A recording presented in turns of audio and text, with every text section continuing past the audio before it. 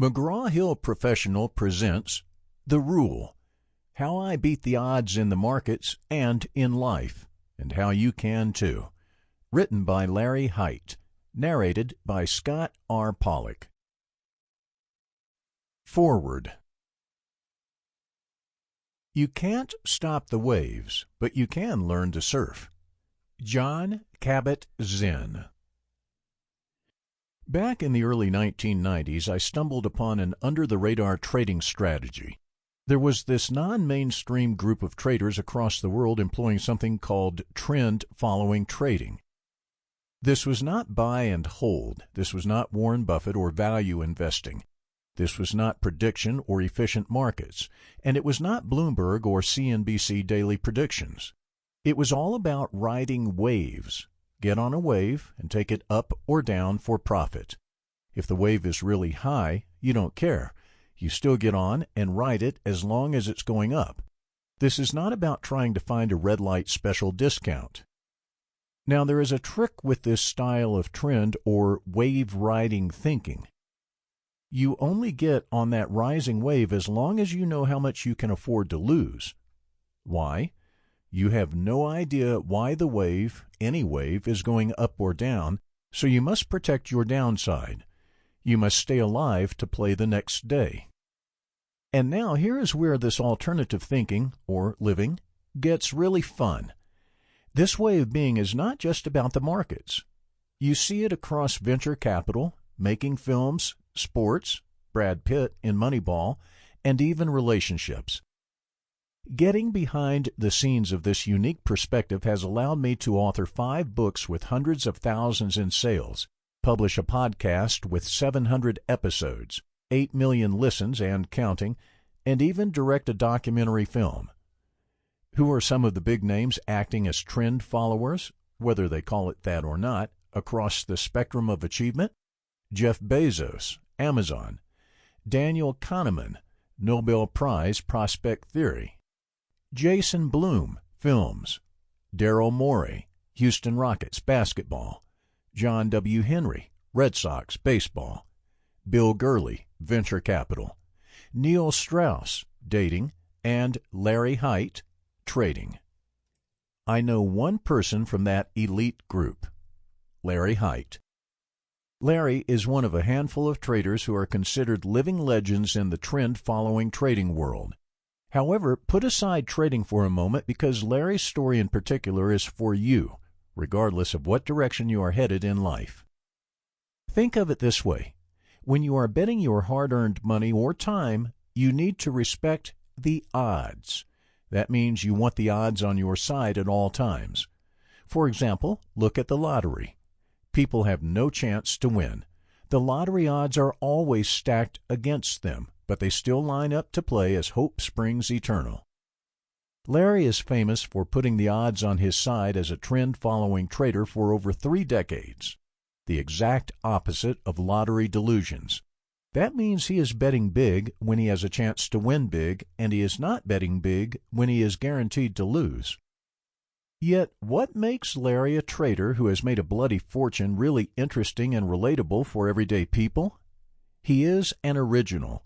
He is not some cookie-cutter suit from an Oliver Stone Wall Street film or the TV show Billions. He is a wrong-side-of-the-tracks guy. That's inspiring. I first met Larry in 2005. He appeared in my documentary film. He has been featured in my books Trend Following and The Little Book of Trading. We have talked a lot over the years.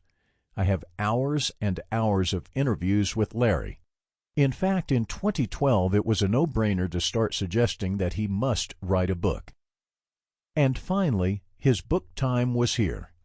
In the fall of 2018, while Larry was nearing the end of his first book journey, he visited me for an off-the-grid reunion in Vietnam. Larry and his wife were touring Southeast Asia, and they stopped in Saigon. We quickly met up at the scenic Park Hyatt Saigon. Larry, oblivious to his surroundings, wasted no time. Hit me. Give me the questions. Start. Does he really bring it like that with a teenager-like enthusiasm? Absolutely. Now, I was not planning an interview, but I could see Larry was chomping at the bit for a give-and-take chat. Pulling out my iPhone, I said, "Can I record?" He said, "Sure." I hypothetically placed him on an elevator with strangers who wanted to know what he does. Now, if Larry says, "I've been a trend-following trader," most people, 99% or more, won't know what the hell that means. How does he define a trend-following trader to the novice or to the smart guy who's got his law degree? Larry is simple about that definition. He follows the crowd and goes where the money goes. He sees the market price and is willing to go long or short depending on how the price has just moved. Larry is using Bayesian statistics to count. Each iteration builds on the prior. But what does that tell you? Does it predict anything? Yes, it predicts a little. It predicts the next price movement, and that's where a trend can form. And that movement can keep going because of the madness of crowds. People feed on themselves. You know when you see new highs on stocks? That happens because everyone sees the excitement and they want in on it too. Do most people understand this? Do most people even get it when they are given the answer? No. And that means we all need a different mindset. Larry realized early on that most people lose not because they are illiterate, but because they are not numerate. They can't count, or worse, they don't count. You see, counting forces us to look in the mirror. Unfortunately, most of us like to be part of a crowd, part of a team. We need group affirmation. We need friends and family to love us and like us. Most of us can't step outside those borders. If we step out, we're alone. And alone can be a scary place. The genius in Larry is how he relates these complex insights in fun and approachable ways. To show his unique way, I must share one of my favorite excerpts from one of my many conversations with Larry. Michael, if you make a bad decision and you don't know why something didn't go your way, you've got to get the hell out. Take your chips off the table and come back to play another day. That is terribly hard for most people to do. Larry Hite. Well, it depends on how logical they are. Michael. Your Spock-like logic. Laughing. I just watched an episode of old 1968 Star Trek today. Watched Leonard Nimoy. You're basically telling me... Larry. Leonard Nimoy went to my high school. Laughing. Michael. You know what? I am like clairvoyant today. Did he really? Larry. Yeah, he did. Michael. We've now established today that Larry Hite's entire career is based off a connection to Spock. Larry. No, I didn't even know that, but I saw that. Laughing. He was one of the people I went to high school with. Michael. You've got to be Spock-like to take your losses, don't you? Larry. No. Michael. You don't? Larry. No, you do that because that's what you do. Michael. If you don't do that, what happens? You go broke? Larry. You go broke and you get hurt. You've got to actually make friends with losses. That exchange is why I was happy to pin this forward for Larry's book. You see, the first thing for any organism, for any animal, is survival. So cutting losses on anything gives the chance to endure. That's Spock-like logic, simple math, simple physics, or whatever you call it. You must adapt. Not surprisingly, one of Larry's heroes was Darwin because it was he who said it's not the fastest, not the strongest, not even the most intelligent who survives. It's the one who is most adaptable. You've got to live, or it's all over. But nice guys like Larry are often called evil speculators. They are painted as bad guys by the uninitiated and often jealous. Yet Larry is only saying, hold on, let me do my thing. I'm going to play by the rules, try to find an edge and stay alive. And that perspective then gets ostracized because the masses want group safety, not novel ways of thinking for themselves. Larry has always been willing to trade the masses' view of safety for his chance at a fortune. When discussing the masses' view of safety versus Larry's way of risk-taking, he shot back at me in typical Larry fashion. I bet you're a multimillionaire. With that, I knew Larry was seeking a reaction and looking for the unexpected that might unfold. I also know he is just a fun guy, and I replied, "I have no money, Larry," laughing. What was the famous line in The Godfather Part 2? "I'm a poor pensioner living in Miami." That's it. I'm moving down to Miami Beach. I'm going to live next to you. We'll both live on a pension. How's that? Larry, laughing, countered, "Deal." Wisecracks aside, Larry's philosophy is often misunderstood by the financial masses. For example, every year someone somewhere always declares that trend following is dead. The obligatory and ominous Bloomberg headline runs driving huge clickbait. Mainstream media take Larry's philosophy and reduce it to fear. Why?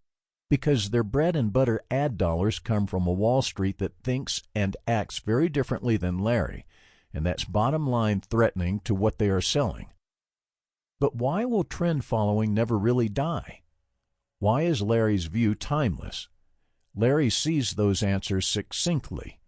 There are very few people who are not afraid of losing. I have already mentioned him, but you know who's also not afraid of losing? Jeff Bezos. Did you know that Bezos uses the same rule as Larry? All of those famous Amazon business inventions are Bezos's leftover winners. They are the winners who survived Amazon experimentation. Of course, we don't hear about the thousands of Amazon initiatives or experiments that failed. You see, risk-taking in life is asymmetric, from markets to dating to everything in between.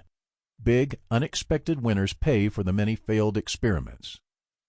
Not quoting Larry exactly, but you can damn well bet he would say, just as Jeff Bezos, if you're offered a seat on a rocket ship, don't ask what seat, just get on. Come on, admit it. That take a seat on the rocket ship attitude is brilliant. We all get it instantly, but we don't often act on it for our own lives. Now, fast forward to early 2019. I looked down and saw my caller ID. It was Larry calling from 8,000 miles away. I picked up. Within seconds, we were discussing this book and potential titles. At the time, many people, including me, were offering book title suggestions. But this was the first time Larry had told me his view on his title. He immediately blurted out, "It's the rule." That's it, the title. The Rule. He did not have to explain. He was alluding to David Ricardo, the legendary British political economist from the 1800s. Ricardo had a mantra, a timeless principle that Larry gets deep in his bones. Cut short your losses and let your profits run on. That's the rule. That's Larry. Michael Covell, Michael@Covell.com, author, Trend Following and the Complete Turtle Trader, host the Trend Following podcast. Larry Hite audio interviews, www.trendfollowing.com/Larry. Introduction. Get in the game. An old, very religious man lived in Brighton Beach. One day he heard that a neighbor had won $1 million in the lottery. The old man was so furious with jealousy that he ran out onto the beach in front of families enjoying fun and sun and screamed up at the sky, "God, I am so angry. I've been a good husband and father. I've worked hard. I go to church every Sunday. There's been a lottery for 30 years and I've never won a penny." At that moment, the sky grew dark and a lightning bolt struck.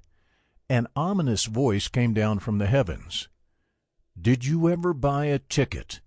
You've got to buy a ticket." Life lesson number 1. You've got to be in it to win it. And if you don't bet, you can't win. This is a deceptively simple lesson, yet I've seen so many smart, talented people say they want something but don't do a damn thing about it. They don't find themselves in the winner's circle because they never got in the game. Why? Fear. I want to help more people overcome their fear so they can have a better life than what they know now. I also want my grandchildren and their generation to see that many more things are possible if you make the right bets. not only in your money life, but in your love life too. Bets are just choices we make. There is so much we don't control in life or markets, but we do control our choices. I'll tell you my most important idea. Your dreams are more important than your limitations. You can't do anything about your DNA or your family background, but you can choose goals and dreams, and then pursue them. In my case, my dreams were more powerful than my limitations, and my limitations were severe. Now, of course, there were and are many people much worse off than I ever was, but I faced substantial hurdles. I tell the story of my beginnings in Chapter 1, but to give you the basics, I was born to a lower middle-class family, had a major learning disability, did poorly in school, and was nearly blind, completely blind in one eye and half blind in the other. I was not handsome. I was not athletic. Today, I am a self-made multimillionaire. How did I do it? I made a bet on myself and won. You can absolutely do this too. That brings me to why I wanted to share my story. I did not do this book for the money. I didn't do it for the fame, because I've had that, and it always turns out to be a second job. I have close to $100 million, mostly in cash or securities. So what is the answer to the question of why I want to share my story? The real question is, who did I write this book for? It's for the overweight girl who did not get invited to the high school prom. It's for the last guy never chosen for a baseball game. You know, that hurts a lot when you are a kid. It's for the star athlete, too, because somewhere he, too, had hard things to overcome. In short, my lessons are for everyone who did not know how to win in grade school or high school or at any time in life, which means it's for all of us. Look, when we were teenagers, most of us were not invited to the prom by the cool guy or girl, or we never became the team captain. There's an old rock and roll song, "The first cut is the deepest," and when you're a teenager, that's when you get your first cuts. Think about it. I was a skinny kid who became a fat kid, blind in the left eye and half blind in the right eye, and that good eye was dyslexic. So whatever I did, I sucked at badly. At school and at sports and at life, this great insight bubbled up in my experience. When you trip over things, lots of things, and your friends call you Mr. Coordination, what you do is you get up and you keep going. The first thing you do. You can't claim it if you can't name it. This is cliché, of course, but for me it was literally true. When I was 7 years old and an adult asked a bunch of my friends and me what we wanted to be when we grew up, my friends gave the expected answers: a teacher, a doctor, a fireman. When my turn came, I said, "I want to be rich like my uncle." I didn't even have a definition of what rich meant, but the words just came out of my mouth. It wouldn't be until many years later that I'd find a satisfactory definition in a book called Rich Dad, Poor Dad. The author said that if you could live off your savings for 2 or 3 years, you were rich. At that young age, I only saw what people above me had. My parents and I lived in a 3-room apartment. My cousin lived in a big house, so he was rich. I wanted that. Want is a very powerful thing. It drove me hard. 15 years later, when I was finishing college, I was asked the same question, and I answered it in the same way. I wanted to be rich. To me, money was spelled with an F. That was the thing I wanted, the thing I could imagine tasting: freedom. And that's why I've done all I've done, because I wanted freedom to do whatever I wanted to do. But I also wanted protection from failure. I couldn't do so many things others could do, so I needed to be rich to make up for my shortcomings. When I look back on my friends and the people I grew up with, I see that most of us weren't that much different from one another. Yet most of them did not do that well financially and have all kinds of regret. I ask myself, was I that much better than them? I don't think so, not at all. I believe my success came from the fact that I set goals and had the will to pursue it. I can't emphasize enough how important it is that you establish meaningful goals. If you don't know what you really want, every tough choice that comes along can be overwhelming. This is not to say that I didn't have fears like everyone else. I did. When I was only about 27 years old, I made my first serious money, a story I tell in Chapter 3. You'd think my chief emotion would have been joy or pride, but in fact, this first success brought enormous fear. I was not only fearful of losing the money, but also fearful of the power and responsibility that came with it. I invite you to follow along with my journey. I will share how I became a successful trader and ultimately a happy husband, father, grandfather, and friend. My approach to life and investing is based on a philosophy that is neither technical nor requires pages of charts. Becoming wealthy and successful isn't simply about being right all the time. It's about how much you win when you are right as well as how much you lose when you are wrong. You see a lot of small-minded people make a big deal of winning. But if you don't win enough, then you didn't truly win anything except the ability to brag at cocktail parties to people who don't know. You don't need to know quantum physics to become a multimillionaire in the markets or any other entrepreneurial venture. In fact, many financial theories invented by Wall Street were already started on the streets of Brooklyn where I grew up. I'll never forget how one Yale economist and hedge fund manager approached me in the early 1980s. "Larry, you should join us," he said. "You'll like the system we've developed." He explained this famous economics paper they had published. The paper analyzed how the cost of holding goods affected businesses. It found that holding on to inventory is a big money loser for sellers because of the sunk cost associated with unsold inventory. The paper presented a mathematical approach for figuring out the costs of not selling goods over time. Every day you didn't sell, you are, in effect, borrowing money. But really, every Jewish peddler and their kids knew about the cost of unsold goods. I said to this economist, "My grandmother was a fruit peddler in Sheepshead Bay. If she didn't sell all her fruit during the day, she'd begin to mark it down because that was the cash that paid for feeding her family of 7 that night.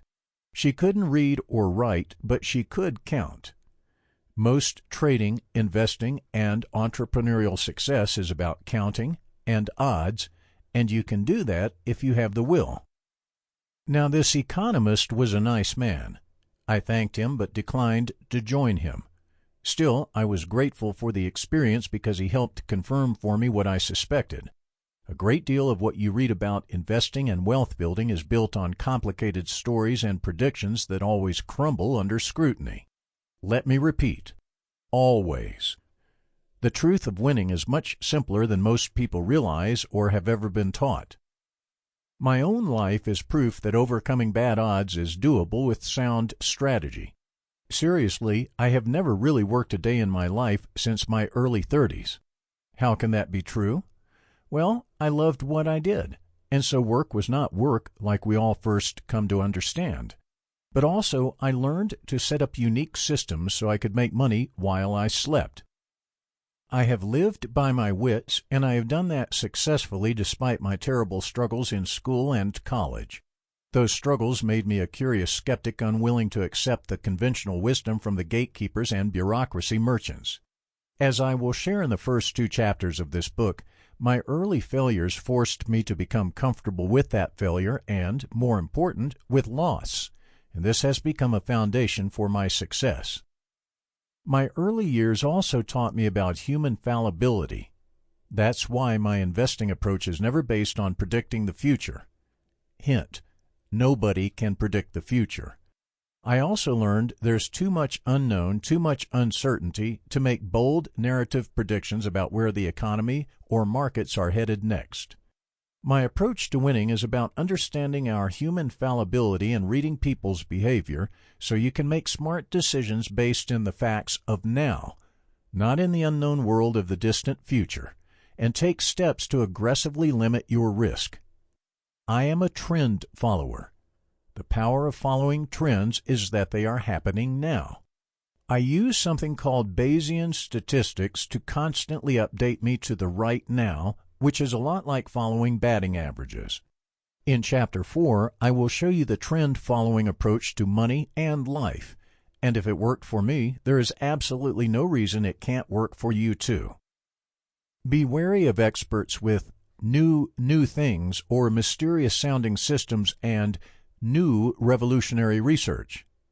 Remember Bernie Madoff? He promised easy money and stole billions. And he is not the only bad guy out there. You want to make money? Don't buy the hype. Ever. Watch the trends in the here and right now. When you start following slick reports filled with predictions, you're just finding out who has good copywriters. Wall Street's investing and money-managing institutions use fabulous stories to sell their expertise to you, and they will run the same scams 1,000 years from now. You see, stories began at the dawn of human society to entertain and instruct the next generation. We are wired to learn from well-told stories. And, unfortunately, Wall Street preys off our basic human weakness to want stories. But there is the reality for those of us paying close attention. Global financial markets are not best explained or traded by stories, but rather by numbers, which are the only facts. Markets are the ever-shifting accumulation of cold economic interests competing for superiority within regulated legal systems. And many Wall Street stories are designed to obscure the numbers, the probabilities, behind real trends. I have a way of beating all of the stories. It's a way of knowing if markets are going up or down, and it comes down to a comparison of two statistics. Numbers are not as exciting or as sexy as stories you hear screamed across financial channels by the pretty people who never talked to me in high school, but numbers will make you wealthier if you use them in the right way, the way I will show you. Here's an example. If I tell you about a company that is reaching a one-year new high and show you the numbers on a chart, we are not going to argue about it. But if instead I tell you that the CEO was a war hero who saved 28 people, we might argue all day. Did he really save those people? How does this help me earn money? The one-year high of the company's stock price is all I want to know. The numbers. My success was built on creating very boring systematic trading that made me rich and never left me debating whether the guy was a war hero or not. And even if you knew the answer, how in the world would that bit of trivial pursuit make you $1 damn in the markets? You can make a good living selling hype, but you can get rich by buying truth. Over the course of 40 years trading the markets, many markets, but mainly the futures markets, I've even grown agnostic about what I trade, so long as it is legal. It could be pine nuts, pork bellies, coffee, sugar, stocks, or bonds. What you're trading doesn't matter as much as the why and how. As you will see, my trading philosophy challenges conventional carnival barker wisdom that tells you to buy and hold stock because it always goes up. Who really believes that? You will also see how my philosophy can work for you not only in money, but also in marriage, life, business deals, and your career, whatever that career may be. Cut your losses and stay with your winners. That is my credo for building wealth and achieving goals of all kinds. It's my rule. How do we know when to cut losses and when to continue riding our wins? You must know yourself. You must determine where your tolerance for risk lies. For example, how long can you tolerate declining returns from a job or relationship? How long can you tolerate a market going against you? I will show you how to find the answers.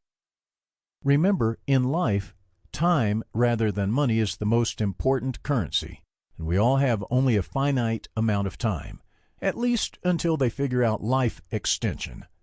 You can win money, lose money, and earn it back again. But time is something that you can never get back.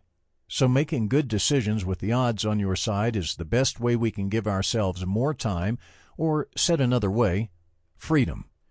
Now, many people don't like my way of thinking with odds because there is no hero or drama. There are no 3 acts, no hero's journey, no great story.